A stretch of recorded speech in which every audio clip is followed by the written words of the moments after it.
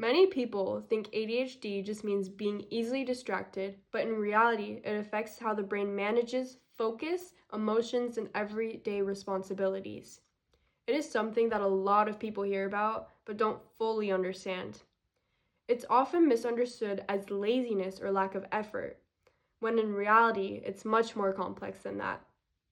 Through research and personal experience, it's become clear how ADHD works and how it can be managed. This disorder is a complex condition that affects attention, behavior, and daily functioning, and understanding its symptoms, causes, and management strategies can help individuals better cope with it. Today, I'm going to explain the symptoms of ADHD, what causes it, and also share some strategies that have personally helped me manage it. To begin, ADHD is characterized by symptoms that impact attention, behavior, and emotional regulation. One major symptom is inattention. This can look like difficulty focusing, getting easily distracted, forgetting things, or starting tasks but never finishing them.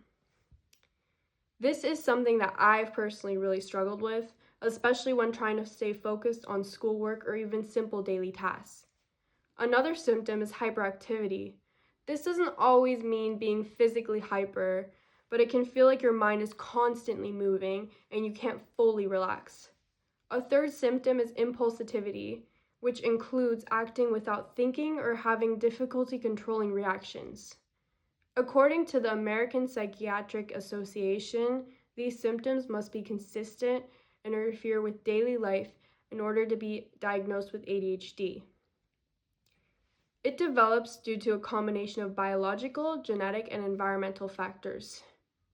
One cause involves differences in brain structure and function, especially in areas that control attention and impulse regulation. Research by Dr. M. Foreman explains that ADHD is linked to neurological differences that affect how the brain manages and regulates behavior. Another factor is genetics, meaning ADHD can run in families. Other environmental influences, such as complications during pregnancy or early development, can also play a role, although they are not always the main cause. Even though ADHD can be challenging, there are effective ways to manage it, and this is where I've personally seen the biggest difference. One of the most helpful things for me has been becoming more structured and organized. Using planners, calendars, and writing everything down that has helped me stay on track and not forgetting important tasks. Another thing that has really helped me is setting timers.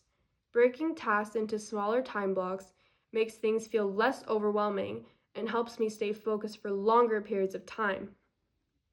Creating consistent routine, especially in the morning, has also made a huge difference.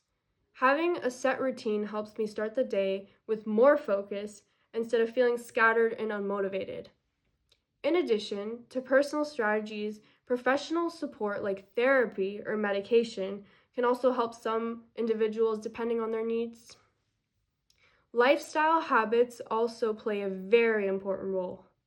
Things like getting enough sleep, staying active, and maintaining a balanced diet can all improve focus and energy levels. A study by Quinn Zhang and others found that exercise can significantly improve attention and reduce ADHD symptoms.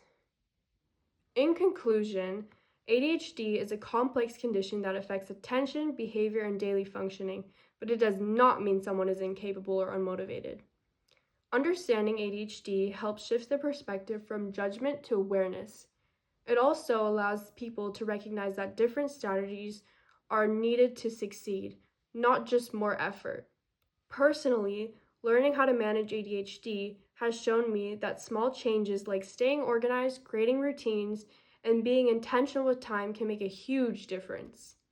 With the right strategies and understanding, ADHD can ultimately be managed in a way that allows people to fully function successfully and reach their full potential. Thank you.